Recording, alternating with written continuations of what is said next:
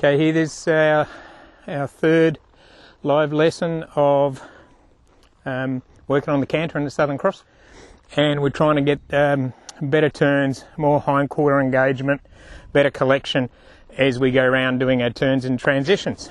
Okay, so the reason we started these live lessons is to give you guys a realistic, achievable goal, because a lot of the things you see on the internet are, choreographed, edited to the max. So these are live. These are actual lessons of my practice session. I'll do 3 practice sessions during the week and 1 on the Saturday morning to share with you guys. And I'll just turn a little bit because it's a bit drafty to share with you guys. And we've been doing those now for, I can't remember how long, a couple of months. Okay, so we're getting to the stage now where we need to really develop this horse physically. Now that's not so much an education thing, that's a physical development thing.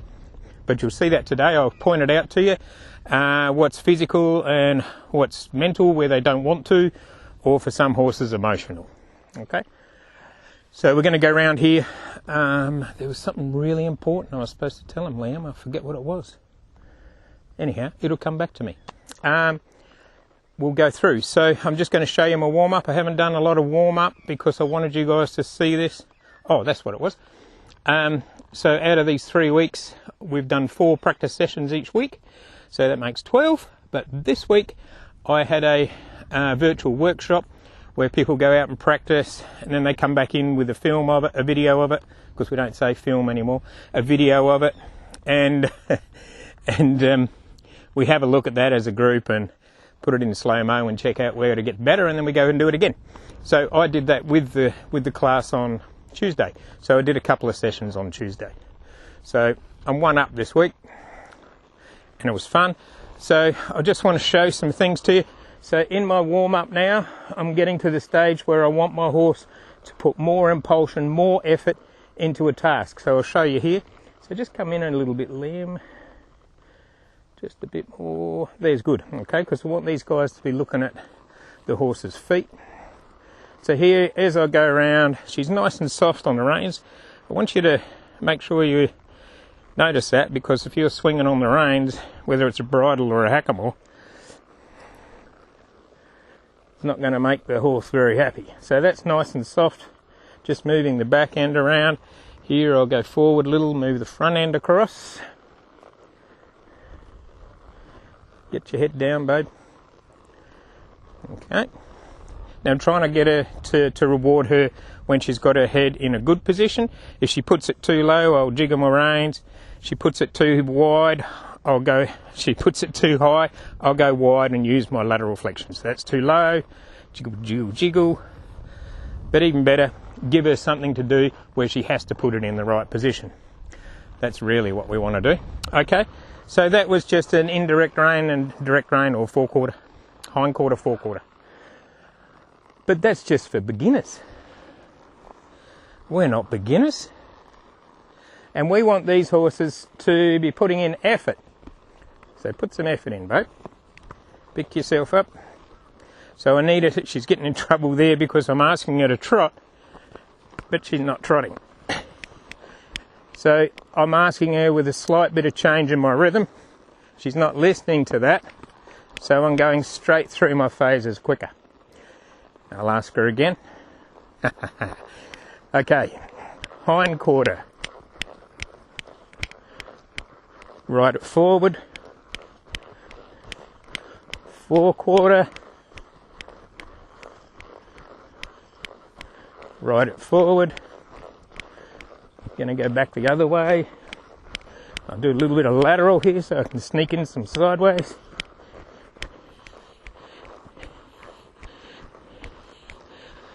Hindquarter.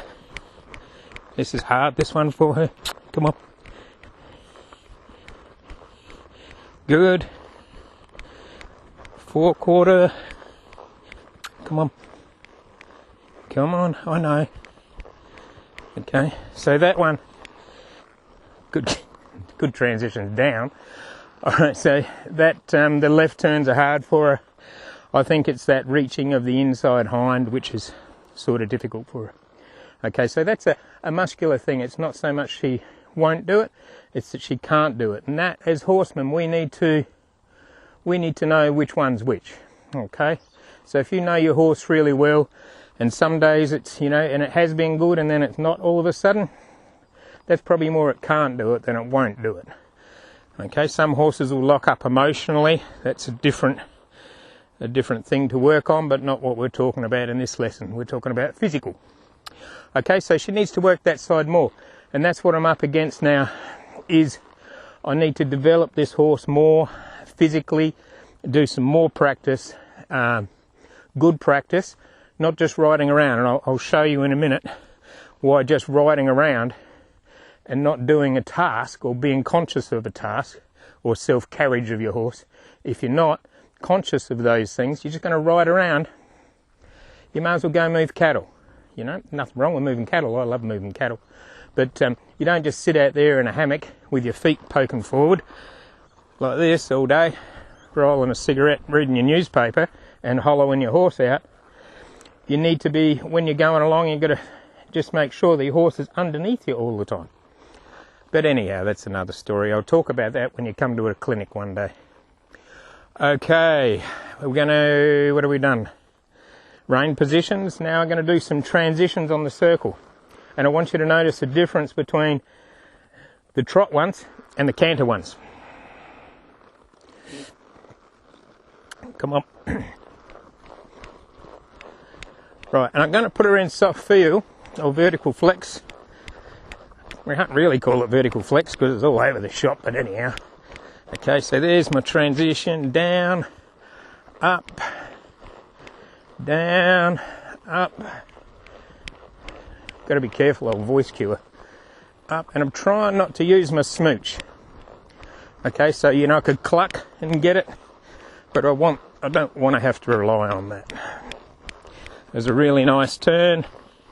Get back on my straight. I felt a bit of a limp there. Down, up, down. I can feel every now and again she's sort of misfiring if you're sort of a bit stiff on one leg. Nothing major, just needs some exercise. Okay, that's all looking pretty good. Well, it's getting there. It's a bit lumpy on the left hand side. Bit lumpy on the left. Right. Now this one. Now I'll show you the difference first. So if you just ride along, loose rein, not worrying about your horse's canter, this is what will happen. Okay, so I better show you what to look for. So what I want you to look for in this is when this lovely big quarter horse canters around here, she's real lumpy to ride, okay? And the reason that is because she's short in the space between her hind legs and both hind legs. So one that's in front of the other, they come close together. And if you've ever experienced that, sometimes when they come real close together, that's when the horse starts going up and down. Okay, so it feels like that. So it's lumpy, hard to ride. And the reason being is because the hindquarter is not flexing properly in the canter, and it's not coming underneath properly. Okay, so now what I was taught originally was you just keep running them out until they smooth out. And that sort of worked for some horses, but there was a high failure rate as well. So I'm going to show you something that will get you a better success rate and not break your horse. Okay, so here I'm going to show you what not to do. Okay, so we're off in a canter. Now I've gone a little bit far. It's a bit lumpy. I don't know whether you can see with the back legs. Okay, but she cantered and her head was up. Okay, I'll go loose rein on this too so you can see it.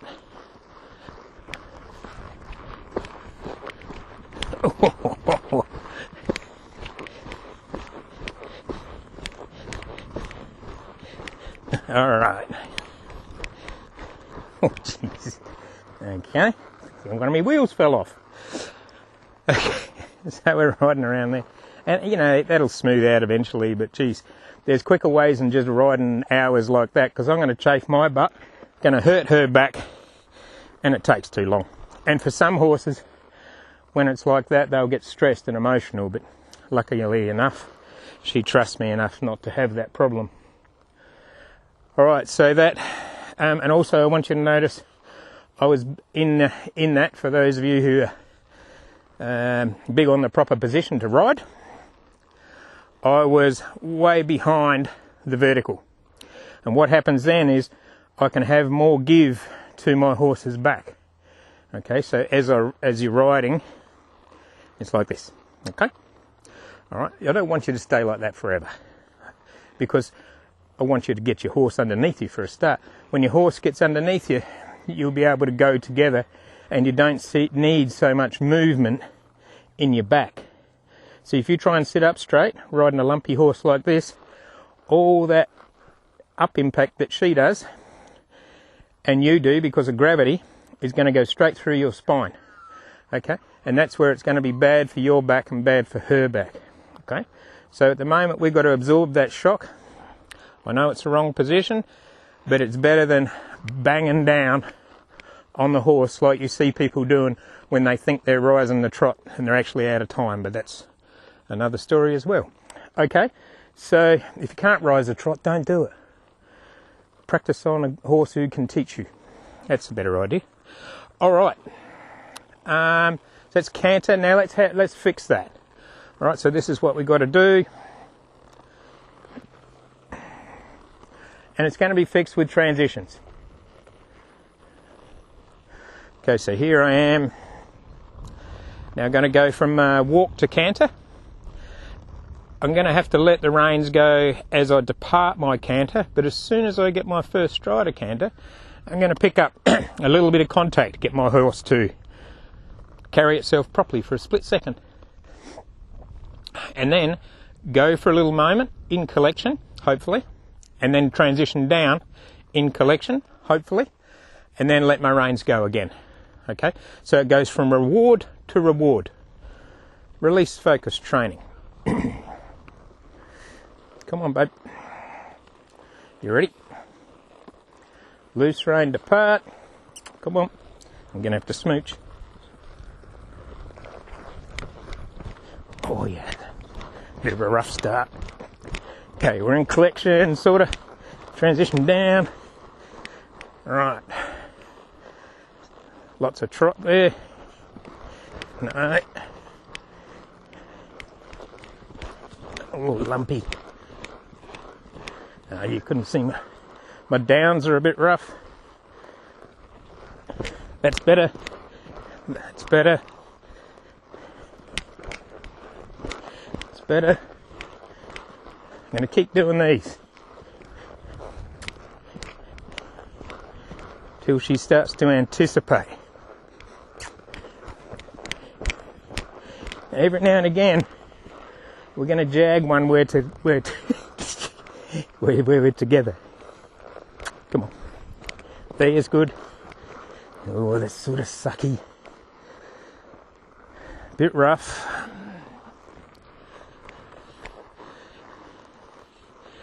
Loose rein. Down. Loose rein. Collect. Down. Loose rein. Oh, what leg was that? Keep going. Down. And try and sneak one up in collection. Come on. Nah. Alright. Actually, the left went better than the right then. So if I kept practicing that, and I will. So that's going to be my homework after these lessons, is I've got to get that going way better. Okay? So I use my transitions there. I'll show you another technique that I'm going to use. And if you want to see if I do achieve this goal, We're going to keep filming this on Saturdays. We're going to bring the good camera out where we can zoom in and out. We've got better pixels, better sound, and we'll cut it and show you the process over the weeks, because this is going to take muscle development, not just practice. Okay, it's going to take training, physical training. Okay, and here she's doing pretty good, but she's finding it real hard to collect up there, not because she's a mean or heavy horse, is because she needs to practice. She needs to do some training in this. So when she pushes on the reins there, I don't keep pulling on them. I hold a little bit of feel, but I don't make it hard for her, because I do not want to make her cranky, because if she stops trying, I've got nothing. Right, so you don't argue with big red mares. So I'm going to show you another technique. Oh, so that's what I was going to say. So on that videos that we're going to do on the fancy camera is going to be these transitions here, nice rein positions, and these turns that I'm about to show you, which aren't too bad.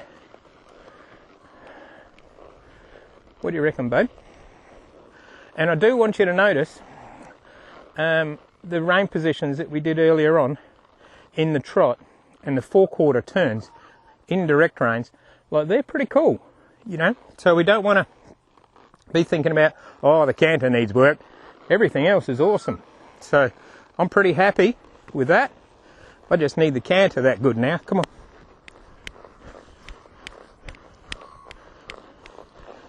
So that is a nice turn. On my next one, I'm going to take it up to canter.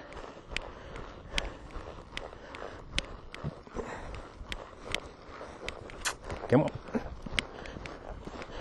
I'm going to go past that. A bit lumpy there, babe. I'll walk it past you, Liam. I don't want to run you over.